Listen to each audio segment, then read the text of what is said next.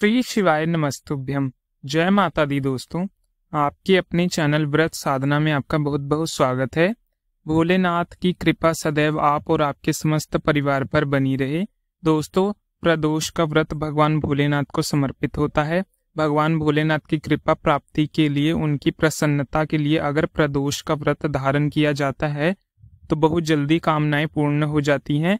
किसी भी प्रकार की समस्याएं उनसे मुक्ति मिल जाती है। किसी भी प्रकार का ग्रह दोष हो, वास्तु दोष हो या फिर समस्त प्रकारों के दोषों का सामना हो जाता है। प्रदोष का व्रत धारण करने से समस्त प्रकार के जाने अनजाने में किए गए पाप कर्म समाप्त हो जाते हैं। प्रदोष का व्रत धारण करने से तो अगर आप प्रदोष का व्रत धारण करते हैं तो अत्यंत ही श्रेष्ठ है। मान लीजिए किसी कारणवश अगर आप प्रदोष का व्रत नहीं भी कर पाते हैं तो भी आज के दिन भगवान भोलेनाथ की पूजा आराधना प्रदोष काल में जरूर करनी चाहिए। अगर आप मात्र प्रदोष काल में पूजा भी करते हैं तो इतने मात्र में भी भगवान शिव की कृपा से आपकी कामना चाहे कोई भी हो वो पूरी हो जाती है। ऐसा कहा जाता है कि प्रदोष काल में भगवान भोलेनाथ अत्यंत ही प्रसन्न मुद्रा में होते हैं और इस दिन यानी कि त्रयोदशी तिथि की संध्या काल में जो भी भक्त उनकी आराधना करते हैं उनकी कामना भोलेनाथ जरूर पूरी करते हैं। तो अगर आप व्रत नहीं भी कर पाते हैं तो भी आपको पूजा आराधना जरूर करना है। और आज की वीडियो में मैं आपसे बात करने वाला हूँ भाद्रपद माह के प्रदोष व्रत के बारे में। भाद्रपद माह के कृष्ण पक्ष का प्रदोष व्रत कब है, त्रयोदशी तिथि कब प्रारंभ हो रही है, कब समाप्त हो रही है, व्रत में हमें कब धारण करना है, प्रदोषकालीन पूजा का शुभ मुहूर्त क्या होगा, आज के दिन हमें किस प्रकार से भगवान शिव की पूजा आराधना करनी चाहिए, कौन से उपाय करने चाहिए, किन मंत्रों का जाप करना चाहिए, कौन सी वस्तु भगवान भोलेनाथ को अर्पित करें जिससे कि हम व्रत करें, और कौन से कार्य करें और कौन से कार्य ना करें। बिना व्रत किए अगर हम पूजा करते हैं तो भगवान भोलेनाथ प्रसन्न हो और उनकी कृपा प्राप्त हो। उनकी कृपा से हमारे जीवन की समस्त परेशानियां समाप्त हो सकती हैं। इसके लिए आज आपको विशेष क्या करना है, प्रदोष व्रत से संबंधित संपूर्ण जानकारी आपको आज की वीडियो में शेयर करने वाला हूं। इसलिए वीडियो बहुत महत्वपूर्ण है, पूरा देख लीजिए। अच्छा लगे तो वीडियो को लाइक भी जरूर कीजिए क्योंकि आपके लाइक और कमेंट से पता लगता है कि हमारी वीडियो आपको बहुत अच्छी लगी। अब बात करते हैं प्रदोष व्रत की पूजा विधि और उपाय के विषय में, लेकिन उससे पहले जानते हैं कि भाद्रपद माह का पहला प्रदोष व्रत कब है। देखिए, त्रयोदशी की तिथि प्रारंभ हो रही है 31 अगस्त को देर रात्रि 2:20 पर और समाप्त होगी 1 सितंबर को देर रात्रि 3:04 पर। तो सूर्य उदय कालीन त्रयोदशी की तिथि हमें प्राप्त हो रही है 31 अगस्त 2024 को यानी कि शनिवार के दिन। इसलिए भाद्रपद मास का कृष्ण पक्ष का त्रयोदश व्रत रखा जाएगा शनिवार को 31 अगस्त 2024 शनिवार के दिन। जब प्रदोष का व्रत आता है इसे कहा जाता है शनि प्रदोष और शनि प्रदोष का व्रत। इससे सभी संपूर्ण कामनाओं को पूर्ण करने वाला, समस्त प्रकार की परेशानियों से मुक्त करने वाला है। जैसे कि सोम प्रदोष का महत्व होता है शास्त्रों में, उसी प्रकार शनि प्रदोष को भी बताया गया है। अगर आप प्रदोष का व्रत शुरू करना चाहते हैं इसी दिन से आप चाहें तो प्रदोष का व्रत शुरू कर सकते हैं। विशेषकर 2 दंपत्ति जिनकी कोई संतान नहीं है, अगर वह शनि प्रदोष से व्रत की शुरुआत करते हैं तो शीघ्र ही उन्हें संतान की प्राप्ति होती है। इसके अलावा अगर आप शनि की पीड़ा से परेशान है, शनि दोष से परेशान है या शनि की 7.5 ढैया से परेशान है तो ऐसी अवस्था में शनि प्रदोष का व्रत करना आपके लिए वरदान के समान है।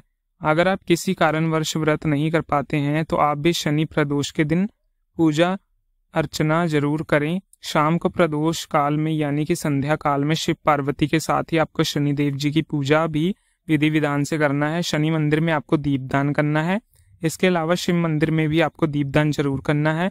और बात करें तो प्रदोष व्रत की पूजा विधि के विषय में, तो देखिए, अगर आप प्रदोष का व्रत धारते हैं या फिर बिना व्रत किए भी सिर्फ पूजा मात्र भी करना चाहते हैं, आपको प्रदोष व्रत के दिन प्रातःकाल उठकर नित्य कामों से निवृत्त होकर स्नान कर लेना है। साफ स्वच्छ वस्त्र धारण कर लीजिए।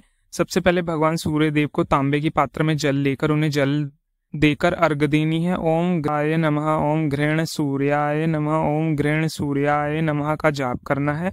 इस प्रकार से मंत्र जाप करते हुए सूर्य देव को जल दीजिए। इसके बाद अपने घर के मंदिर में शुद्ध घी का दीपक जलाकर अपने व्रत या फिर पूजा का संकल्प लें। इसलिए भगवान भोलेनाथ से प्रार्थना कीजिए कि पूजा आपका व्रत स्वीकार करें। व्रत में पूजा पाठ में किसी भी प्रकार की भूल चूक हो जाए तो उन्हें क्षमा करें, प्रार्थना करें और व्रत का संकल्प लेने के बाद आपका व्रत प्रारंभ हो जाएगा। इसके बाद आपको विधि विधान से भगवान शिव की पूजा करनी है। सबसे पहले जल अभिषेक करा लीजिए, फिर आपको पंचामृत से या फिर कच्चे दूध से भगवान शिव का अभिषेक कराना है। इसके बाद भांग, धतूरा, बेलपत्र इत्यादि सभी चीजें एक एक करके शिवलिंग पर अर्पित कीजिए।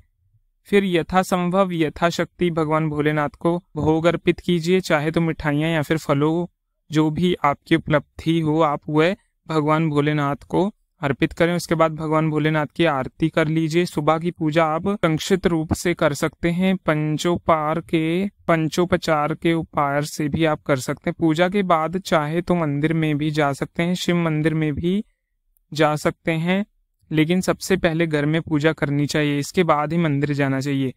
अच्छा, घर के आसपास अगर पीपल का वृक्ष हो तो सुबह के समय आपको पीपल में जल अवश्य अर्पित करना है।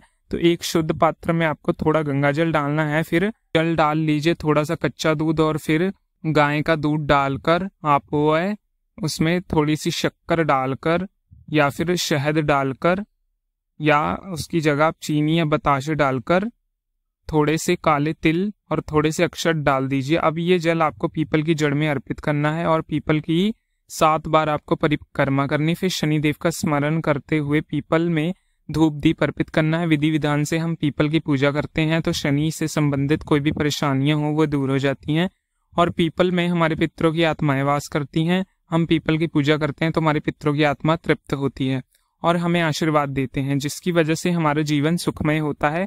शनिवार के दिन पीपल में लक्ष्मी नारायण का भी वास होता है। हमें पीपल की पूजा करते हैं। शनिवार के दिन, विशेषकर शनि प्रदोष के दिन, लक्ष्मी नारायण हमारे घर में स्थायी रूप में वास करते हैं। घर में किसी भी प्रकार की परेशानी हो उनसे मुक्ति मिल जाती है। आर्थिक परेशानियां हो तो मानसिक रूप से आप परेशान हो या फिर बहुत अधिक बीमारियों से परेशान हो या कर्ज में गिरे हुए, तो ऐसी अवस्था में अगर आप शनि के दिन प्रत्येक शनिवार को पीपल की पूजा करते हैं आपको हर प्रकार की परेशानियों से मुक्ति मिल जाती। फिर आज का दिन तो शनि प्रदोष का दिन है और ये और भी विशेष रूप से महत्वपूर्ण है। अगर आपके घर के आसपास पीपल का वृक्ष है तो आज के दिन आपके लिए वरदान के समान है। पीपल की पूजा कर लीजिए और शाम को संध्या काल में यानी कि प्रदोष काल में पीपल के पास आपको सरसों तेल का दीपक भी जरूर जला देना चाहिए। इससे भी आपको शनि से संबंधित परेशानियों से मुक्ति मिल जाती है। अगर कोई और भी मनोकामना हो, फिर बहुत अधिक परेशानियों से आप गिरे हों या कोई और परेशानी हो, तो शनि प्रदोष के दिन अगर आप पीपल को स्पर्श करके अपनी कामना कहते हैं, अपनी परेशानियां कहते हैं, तो बहुत जल्द आपकी परेशानियों से मुक्ति मिल जाती है और कोई भी कामना हो वह पूरी हो जाती है। प्रदोष के दिन पीपल की पूजा करते समय पीपल को स्पर्श अवश्य कर लीजिए और अपने मन की कामना पीपल को स्पर्श करते हुए अगर आप कहते हैं तो निश्चिंत ही कामना पूरी होती है। शनिदेव ने स्वयं ही शास्त्रों में कहा है कि जो भी भक्त इस दिन व्रत धारण करते हैं, शनि प्रदोष के दिन आपको दिन में फलाहार करना है, चाहे तो निराजली हो या ये व्रत धारण कर सकते हैं फलाहार, जैसे भी आपकी इच्छा हो। आप फलाहार भी कर सकते हैं और निराजलाहार दोनों कर सकते हैं। शनिदेव कहते हैं जो भी इस व्रत को मेरे नाम से रखता है उसकी हर एक परेशानियां मैं दूर करता हूँ। और इस दिन आप कोई सा भी फल खा सकते हैं, फलों का रस ले सकते हैं, दूध पी सकते हैं। इस प्रकार से फलाहार जलाहार के द्वारा आप व्रत कर सकते हैं। शाम के समय फिर प्रदोष काल में विधि विधान से भगवान शिव की पूजा करके शाम की पूजा के लिए आपको विशेष रूप से भांग, धतूरा, बेलपत्र इत्यादि सभी चीजें एकत्र कर लेनी चाहिए और विधि विधान से शाम को भगवान शिव की अगर आप पूजा करते हैं प्रदोष काल में तो विश्वास कीजिए कामना चाहे आपकी कोई भी हो वो अवश्य पूरी होगी। यदि शनि प्रदोष के दिन शिवलिंग पर अगर आप काले तिल अर्पित करते हैं तो इससे आपकी कई परेशानियां और कष्टों से मुक्ति मिल जाती है। जल में आप चाहे तो थोड़े से काले तिल डालकर और शिवलिंग पर अर्पित कर सकते हैं या फिर आप वैसे भी काले तिल थोड़े से शिवलिंग पर अर्पित कीजिए, इससे भी आपकी सारी परेशानियों से मुक्ति मिल जाएगी। शाम की पूजा के बाद चाहे तो आप अपना व्रत खोल सकते हैं मीठा अन्न खाकर, मीठा भोजन करके। वैसे शास्त्रों में कहा गया है कि प्रदोष का व्रत अगले दिन खोलना चाहिए, यानी कि अगले दिन सुबह उठकर स्नान इत्यादि से निर्वृत्त होकर विधि विधान से भगवान शिव और माता पार्वती की फिर से पूजा कर लीजिए। इसके बाद भगवान का प्रसाद ग्रहण कीजिए और इसके बाद आपको शुद्ध और सात्विक भोजन करना चाहिए। बिना लहसुन प्याज का भोजन खाकर आपको अपना व्रत खोलना चाहिए। अब जानते हैं कि प्रदोषकालीन पूजा का शुभ मुहूर्त क्या है। देखिए, प्रदोषकालीन पूजा का शुभ मुहूर्त आपको प्राप्त हो रहा है शाम 5:46 40 मिनट से रात्रि 8 बजे तक। आपको व्रत करें या ना करें, इस शुभ मुहूर्त को में ध्यान अवश्य रखिए। इस शुभ मुहूर्त में अगर आप पूजा आराधना करते हैं, मंत्रों का जाप करते हैं, शिव मंदिर में दीपदान करते हैं या फिर शिवलिंग का अभिषेक करते हैं तो विश्वास कीजिए इसका फल आपको कई गुना होकर प्राप्त होता है। दोस्तों, अगर आपको भाद्रपद मास की अमावस्या के विषय में भी जानना है तो हमारे चैनल पे बहुत जल्दी वीडियो अपलोड होगी, उसके लिए आप कमेंट सेक्शन में जरूर लिख दीजिएगा। शनि प्रदोष व्रत की कथा के लिए यदि आप चाहते हैं कि शनि प्रदोष की व्रत कथा भी हमारे चैनल पे आए तो कमेंट में आप जरूर लिखिए। और यदि हमसे कोई गलती हुई हो इस वीडियो में तो हमें क्षमा कीजिए और वीडियो